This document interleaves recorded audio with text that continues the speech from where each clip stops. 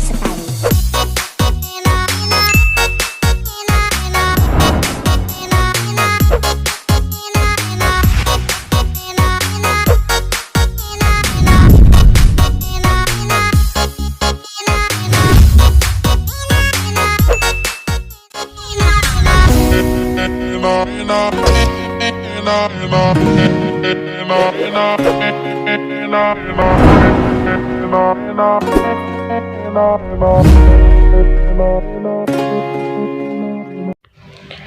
Halo, dalam video ini saya akan menjelaskan buku Manajemen Operasi 1 secara garis besar untuk memenuhi ujian akhir semester mata kuliah Manajemen Operasi 1.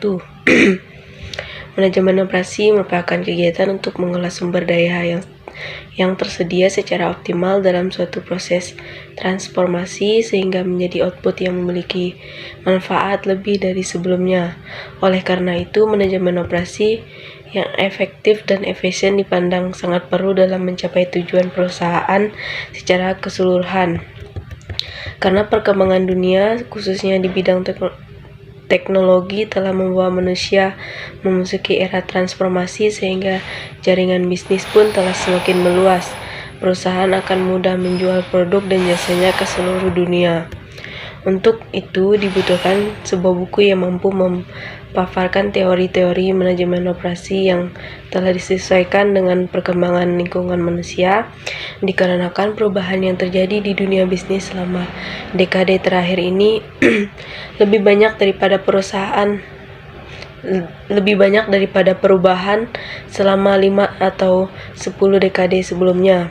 Persaingan global, aliansi global dan regional, bangkitnya raksasa Cina, berkembangnya Uni Eropa, dan pesatnya kemajuan teknologi informasi telah merubah panorama bisnis dunia secara drastis.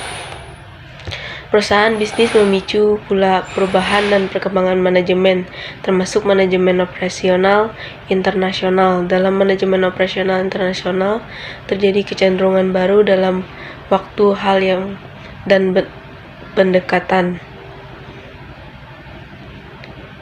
Terjadi kecenderungan baru dalam banyak hal dan pendekatan. Pengertian mutu tidak hanya memenuhi spesifikasi teknik, tetapi juga semua hal yang diharapkan dan dibutuhkan konsumen.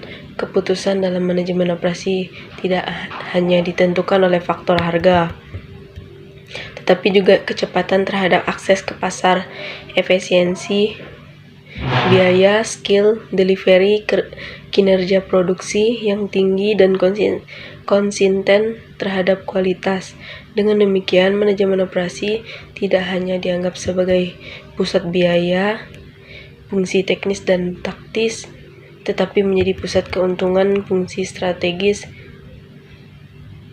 sehingga ada kecenderungan berubah menjadi kemitraan yang bersifat aliansi strategis. Dalam konteks itulah, buku manajemen operasi ini hadir sebagai energi positif dan alternatif bagi para manajer untuk menjelaskan secara komprehensif konsep dan teori manajemen operasi untuk pengambilan keputusan bisnis, sehingga manajer mampu mengevaluasi, mengimplementasi manajemen operasi dan menerapkan dalam mengelola sumber daya organisasi atau perusahaan. Oleh karena itu, manajemen operasi atau manajemen produksi memuat beberapa materi berikut ini, yaitu bab pertama, wacana, membahas tentang wacana, hakikat manajemen operasi, sejarah manajemen operasi, korporat manajemen operasi menjawab tantangan kritis masa kini dan masa depan. Bab kedua, konsep dasar membahas tentang konsep dasar manajemen operasi, manajemen operasi dalam business approach, membahas topik-topik utama dalam pengembangan manajemen operasi abad ke-21. Bab ketiga, membahas tentang konsep dasar strategi operasi, membahas tentang komponen strategi operasi, membahas tentang perumusan strategi operasi, membahas tentang keputusan strategi manajemen operasi. Bab keempat, membahas tentang konsep dasar peramalan atau forecasting, membahas tentang komponen proses peramalan, tingkat permintaan, dan sifat hasil peramalan. membahas tentang metode dalam peramalan, membahas faktor-faktor yang mempengaruhi pemilihan teknik peramalan, membahas isu dan tantangan strategis dalam peramalan. Bab kelima, membahas konsep dasar perencanaan kapasitas, membahas perencanaan kapasitas produksi, membahas model perencanaan agregat, membahas isu-isu strategis kapasitas dan agregat dalam proses produksi. Bab ke-6 membahas tentang konsep desain produk, membahas tentang perencanaan produk, membahas tentang tingkatan klasifikasi karakteristik dan diferensial, membahas tentang pengembangan dan manajemen produk, membahas tentang permasalahan dan tantangan desain produk. Bab ke-7 membahas tentang konsep dasar break-even point, membahas tentang asumsi break-even point, perubahan titik BEP dan dampaknya, strategi penentuan dan pengelolaan harga.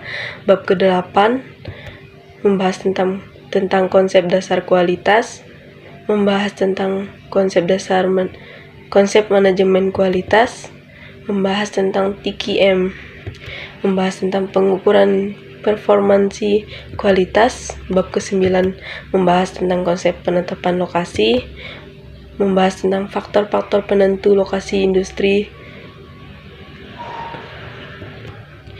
membahas tentang metode dan langkah penentuan lokasi, membahas tantangan dalam strategi lokasi industri.